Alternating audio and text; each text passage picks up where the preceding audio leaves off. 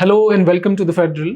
Prime Minister Narendra Modi is in Sikkim for a 2-day visit to mark a very special occasion. It is the closing ceremony of the Golden Jubilee year of Sikkim's statehood. Among the highlights is a grand cultural show called 1,000 Steps of Unity in the heart of Gangtok. Speaking of unity, did you know until now that Sikkim became a part of India only in 1975? In this video, let's take a look at how this tiny Himalayan kingdom became a full-fledged Indian state. Stick around because the story is dramatic, insightful, and packed with lessons on democracy, geopolitics, and people power. So after India won independence in 1947, Sikkim remained an independent kingdom under the Namgyal dynasty. Chogyal, the king, ruled from his palace, which was rooted in centuries of Buddhist tradition.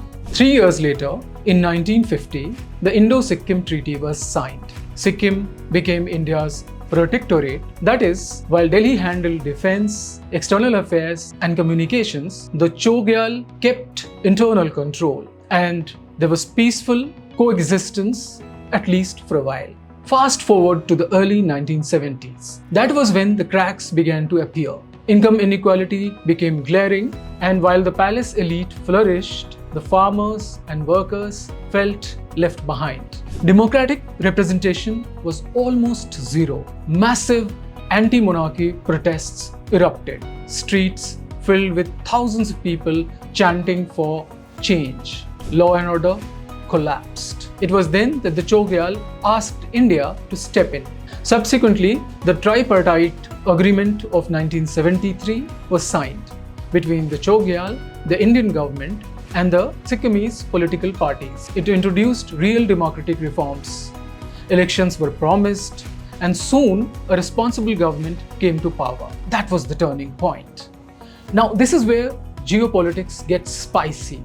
China was watching closely and was not happy. When the merger process accelerated, Beijing blasted India for gobbling down Sikkim. They called it illegal annexation. But the then Prime Minister Indira Gandhi, emboldened by the stunning success of the 1971 Bangladesh campaign, acted fast. It was at Nathula in eastern Sikkim that her father, former Prime Minister Jawaharlal Nehru, had received a major setback during the 1962 war. She had partly avenged that in 1967, when more than 300 Chinese soldiers were said to have been killed at Nathula and Chola. Now the merger came as the icing on the cake. History, you see, has a way of repeating itself and circling back with poetic justice. Anyhow, by 1975, the people of Sikkim voted overwhelmingly in a referendum. Over 97% said yes to abolishing the monarchy and joining India fully. And on May 16, 1975, Sikkim became the 22nd state of India. Democracy won, the Namgyal era ended, and another chapter began. Even today, the Chinese media is watching Modi's visit like a hawk. Every speech, every handshake, and every cultural performance will be analyzed in Beijing.